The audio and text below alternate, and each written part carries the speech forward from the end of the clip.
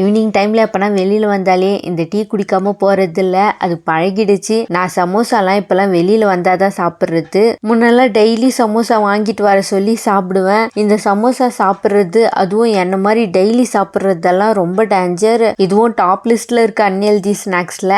ஆனால் எப்போனா சாப்பிட்லாம் தப்பு இல்லை. ரொம்ப நாள் ஒரே லுக்கில் இருக்க மாதிரி இருக்குன்னு சொல்லி இன்னும் கொஞ்சம் ஷார்ட்டாக எனக்கு ஏற்ற மாதிரி ஹேர் கட் பண்ணிக்கலான்னு சொல்லிட்டுன்னு போனேன். இந்த ஹேர் கட்டும் பிடிச்சிருந்தது. என் ஹஸ்பண்ட் தான் இன்னும் கொஞ்சம் ஷார்ட்டாக கட் பண்ண வேண்டியது தானேன்னு சொல்லிட்டு இருந்தாரு. ஷார்ட்டாக கட் பண்ணுறது பிரச்சனை இல்லை, வளராமல் போயிடுச்சுன்னா என்ன பண்ணுறது? அதுவும் இல்லாமல் எங்கள் அம்மாக்கெல்லாம் பதிலே சொல்ல முடியாது. யாரை கேட்டு நீ ஹேர் கட் பண்ணுன்னு வேற கேட்பாங்க.